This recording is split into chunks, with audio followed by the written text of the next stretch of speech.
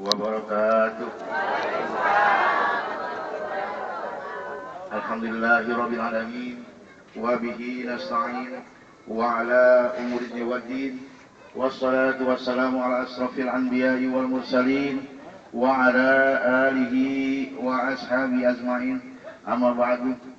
Yang saya hormati Sohibul Bait, ini tuan rumah yang mengundang saya, yaitu Pak Zain Usman.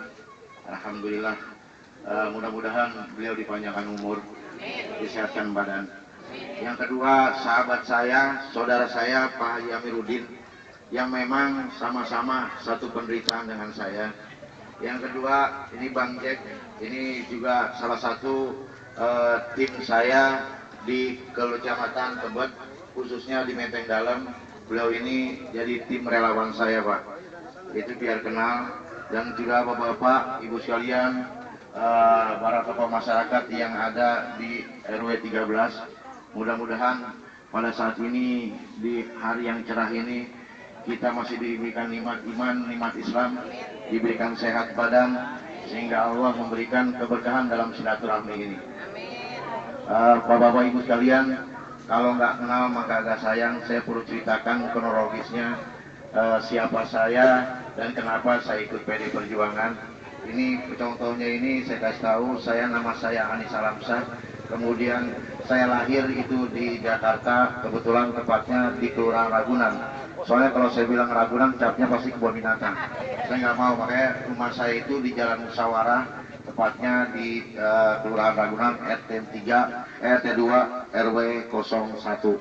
Kemudian juga kebetulan saya ini di sana sebagai ketua RT 4. Mungkin ibu-ibu bapak-bapak bingung kenapa rumah saya di RT 2 tapi saya jadi ketua RT 4. Saya nggak tahu, Allah punya kuasa. Satu, kedua, tadi juga ada yang bilang kenapa anak pesantren, anak Betawi ikut PD Perjuangan. Saya terus terang lulus pesantren itu tahun 84. Saya satu angkatan, satu kamar dengan Ustadz Fuad.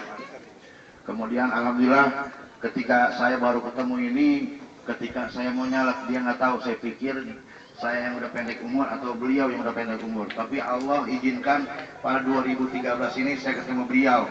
Satu kamar, satu asrama, dia kemudian jadi ketua RW, saya ketua RT, cuma bedanya itu nasibnya. Dan memang saya terus terang kenapa orang Betawi ikut PD Perjuangan. Saya tahun 84 sudah ikut di PD Perjuangan. Dan memang saya ini jadi masalah di keluarga saya. Kenapa? Bapak saya itu ketua NU Kecamatan Pasar Minggu. Anaknya ikut PD Perjuangan. Ini bertentangan banget. Sampai saya ditegur sama Kiai Haji Abdul Rasid ketika saya minta izin, Pak Kiai, saya mau nyalon. Kenapa nyalon di mana? Alhamdulillah lu nyalon. Tapi dari PD Perjuangan, Pak Kiai Haji Abdul Rasid nanya saya, ente masih muslim apa enggak? Gitu. Tapi saya ceritakan, kemudian teman-teman saya di satu pesantren ini memang ada yang dari PKS, ada yang dari P3, ada yang dari PKB. Saya terus terang, kenapa saya di Perjuangan? Kalau masalah semua anak pesantren itu ada di titik-titik yang dari PKS, apapun partainya, yang penting bisa ngebangun Jakarta. Partai nomor 100, itu kendaraan saya. Tapi memang saya terus terang, selama saya ikut dari tahun 84 sampai saat ini di PD Perjuangan, baru kali ini orang Betawi yang ada di PD Perjuangan. Ini kenapa? Ini paket cash, Pak. Ini akibat Pak Jokowi juga. Kenapa? Pak Jokowi ini calon gubernur yang paling miskin dari calon gubernur yang lalu. Tapi kenapa bisa jadi? Itu karena niatan sama hati dia itu ikhlas ingin membangun Jakarta. Saya ini salah satu tim sukses beliau, kemudian memang saya ini salah satu tim sukses beliau juga, relawan beliau di Jalan Borobudur 22. Saya ini selama Pak Jokowi jadi nyalonin 7 bulan nggak kenal rumah saya, karena tidur saya di sana di posko. Saya terus 7 bulan nggak pulang, bagian saya logistik untuk nge-backup seluruh DKI. Dan memang saya tahu Solo juga itu 3 kali, Pak. Kenapa saya cinta Gubernurnya Jokowi? Saya tahu perkembangan kegiatan beliau di Solo. Kenapa lu orang Betawi dukung dia? Ini ketika saya tengah malam jam 2, saya kaget juga melihat beliau. Tidur dia jam 10 malam, jam 12 dia bangun, dia sholat tahajud tengah malam. Jam 2 dia keliling kota Solo, dia kontrol proyek-proyek yang lagi bangun di Solo. Tapi alhamdulillah dia jadi gubernur di Jakarta, dibuktikan lagi. Saya udah berapa kali nginep di rumah beliau di Taman Suropati nomor 7, itu beliau kegiatannya nggak berubah. Ketika dia jadi gubernur, sholat malam masih ajalan. Biasanya kan orang kalau udah kaya lupa. Sembayang udah kemarin udah terkabul, sekarang gue jadi gubernur santai-santai aja. Enggak, beliau pun sampai saat ini sholat malamnya masih jalan. Dia berdoa sama Allah dan mungkin tidurnya kalah sama Pak Jaini Usman. Ini saya bilang kenapa? Pak Jaini Usman tidur nggak pakai kasur, mesti nggak pulas. Ini beliau, ini saya buka, Pak ya. Pak Jokowi itu tidurnya di dipan yang bentuknya kayu.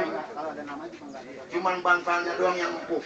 Kenapa saya bilang begitu? Saya melihat dengan mata kepala saya sendiri dan saya tanyakan kepada Pak Jokowi. Pak Jokowi, kenapa Bapak tidur seperti ini? Kalau saya tidur di atas kasur, pasti saya kepulesan. Makanya saya tidur di balai ini, terus terang balainya dibawa dari Solo, Pak. Itu nggak ada balai model begitu di Jakarta. Dia bawa dari Solo, kayunya panjang memang, cuma tidur di kayu. Itu baru saya coba sekali, memang ketika tidur 2 jam pinggang kita pada pegel. Jadi kita bangun tengah malam jam 12 dia sholat malam, jam 2 malam dia keliling. Itu keliling seluruh DKI, dia cek mana-mana. Dan pernah juga dia nyaruh jadi pembeli warung pecel lele. Itu sama saya mau nangis. Mau nangisnya kenapa? Itu warung pecel lele, dia makan di situ, dia tanya, ini kalau dagang ini berapa kena biaya? Bayar pamfletnya sekian, bayar premannya sekian, saya dapat penghasilan sekian. Nah Pak Jokowi nanya, itu Pak Jokowi pakai kacamata plus yang tebal, dia pakai pet hitam, dia turun palanya. Dia tanya, kalau saya mau dagang pecel lele bagaimana? Itu harus bayar 500.000 per titik katanya, satu tempat. Oh gitu, bayar kemana? Ke orang oknum-oknum